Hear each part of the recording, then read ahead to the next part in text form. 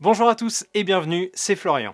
Aujourd'hui dans cette vidéo, je vais vous parler de mon logiciel de montage pour les podcasts. J'ai eu cette question à pas mal de reprises sur les réseaux sociaux, donc je vais vous en parler aujourd'hui dans cette vidéo. Pour rappel, mon podcast s'appelle Dans la poche. Vous pouvez le retrouver soit sur ma chaîne YouTube dans les vidéos précédentes, soit sur toutes les applis de podcast. Alors comme je l'ai dit dans une précédente vidéo, le montage fait partie des étapes de production d'un podcast et il faut utiliser un logiciel gratuit ou payant sur Windows, sur Mac ou sur un smartphone ou une tablette. C'est à vous de choisir le logiciel qui vous correspond le mieux selon vos habitudes ou alors vos préférences avec une interface par exemple. Dans ma précédente vidéo, je vous ai présenté deux logiciels de montage audio pour vos podcasts gratuits disponibles sur Mac et sur Windows.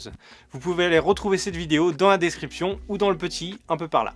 Alors comme vous le savez peut-être, je suis cadreur et monteur vidéo indépendant. Donc j'utilise au quotidien des logiciels de montage vidéo comme Adobe Premiere Pro ou Final Cut Pro 10 par exemple. Alors forcément, je suis beaucoup plus à l'aise sur des logiciels que j'utilise quotidiennement plutôt que sur des logiciels audio que je n'ai quasiment jamais utilisés de ma vie. Sur des logiciels de montage vidéo, je maîtrise l'interface, les raccourcis, etc. et je vais beaucoup plus vite. Et quand on fait du montage vidéo, on fait très souvent du montage audio, et donc ça marche pour les podcasts. Du coup, mon logiciel de montage pour les podcasts, c'est Final Cut Pro 10. Alors je sais que ça peut paraître un peu bizarre d'utiliser un logiciel de montage vidéo pour des podcasts, mais après plusieurs tentatives au début de mon podcast avec des logiciels comme Adobe Audition, Audacity ou GarageBand par exemple, je me suis rendu compte que je perdais énormément de temps parce que je connaissais pas assez bien le logiciel. Donc je me suis rabattu sur Final Cut Pro 10, que je maîtrise très bien, et comme ça je vais beaucoup plus vite. Et comme dans mon podcast je parle de productivité, c'était l'occasion parfaite de le montrer. Sans vous faire un cours de montage dans cette vidéo, je vais juste positionner mes deux pistes audio, la mienne et celle de mon invité, dans ma timeline, les synchroniser si ce n'est pas déjà fait et rajouter mes habillages audio. Si vous suivez mon podcast, vous savez peut-être que je diffuse les épisodes sur YouTube.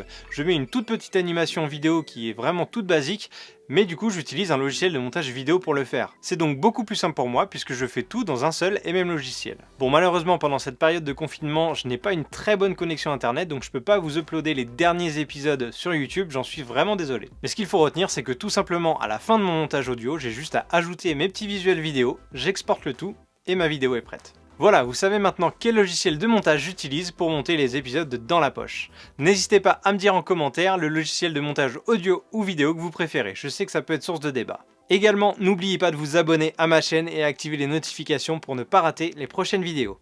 D'ici là, portez-vous bien et à très vite.